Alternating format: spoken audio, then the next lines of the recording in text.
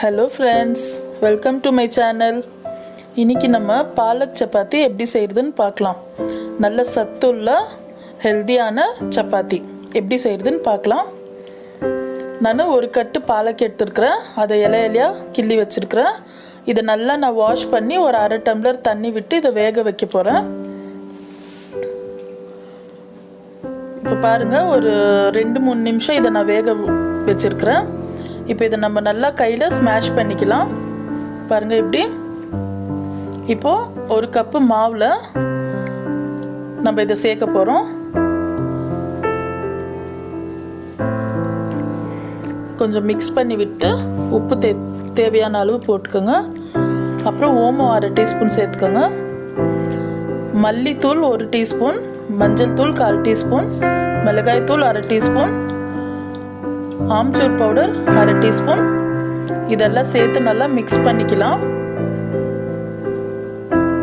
இப்போ பாருங்க, தண்ணி இப்போ கொஞ்சம் கொஞ்சமாக தெளித்து நம்ம பிழிஞ்சிக்கலாம். கம்மியாக சேர்த்துக்கோங்க தண்ணி, ஏன்னா பாலக்கில் தண்ணி விடும்.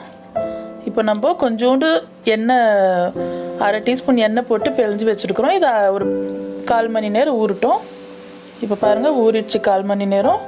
இப்போ நம்ம சப்பாத்தி திரட்டிக்கலாம். இது இப்படி நம்ம வேக வச்சு இப்படி கையில் இதை மசிச்சு செய்கிறதுனால நம்மளுக்கு அந்த தண்ணியும் வேஸ்ட் ஆகுறதில்ல, அந்த தண்ணியில் இருக்கிற சத்து கூட நம்மளுக்கு நல்லா கிடைக்கும். பாருங்கள், இப்படி திரட்டியாச்சு. இப்போ நம்ம சப்பாத்தி சுடலாம். நம்ம கீரையை நம்ம மிக்சியில் அரைக்கிறதோட கையில் மசிச்சு இப்படி நம்ம சப்பாத்தியில் சேர்த்து கொடுக்கறதுனால நல்லாயிருக்கும். பசங்க கீரை குழம்பெல்லாம் சேர்ந்து பொரியலெல்லாம் சேர்ந்து கொடுத்தா சாப்பிட மாட்டாங்க. ஸோ நம்ம இப்படி சப்பாத்தியில் கலந்து கொடுத்தா நல்லாயிருக்கும். பாலக் உடம்புக்கும் ரொம்ப நல்லது. நான் இன்னைக்கு எண்ணெய் விட்டு செய்யலை, நெய் விட்டுருக்குறேன். நெய் விட்டால் இன்னும் கொஞ்சம் நல்லாயிருக்கும் டேஸ்ட்டு. ஸோ நெய்யில் ட்ரை பண்ணி பாருங்கள். இன்னொன்று சுட்டு காமிக்கிற பாருங்கள்.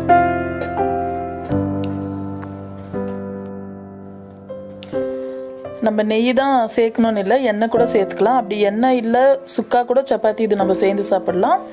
உடம்புக்கு நம்மளுக்கு நல்லது தான். அவ்வளோதான் பாருங்கள், இப்படி சேர்ந்துக்கலாம். நம்ம பாலக் சப்பாத்தி ரெடி ஆயிடுச்சு. இப்போ நான் ஊறுகாய் வச்சுருக்கிறேன், கர்ட் வச்சுருக்கிறேன், பூண்டு சட்னி வச்சுருக்கிறேன். இதில் எதில் சாப்பிட்டாலும் செம்மையாக இருக்கும். கண்டிப்பாக ட்ரை பண்ணுங்கள். டேஸ்ட் ரொம்ப நல்லா இருக்கும். நம்மளுக்கு ஆரோக்கியமான உணவு. அவ்வளோதான் ஃப்ரெண்ட்ஸ். இந்த வீடியோ உங்களுக்கு பிடிச்சிருந்தா லைக் பண்ணுங்கள், ஷேர் பண்ணுங்கள், மறக்காமல் சப்ஸ்கிரைப் பண்ணுங்கள். தேங்க்யூ.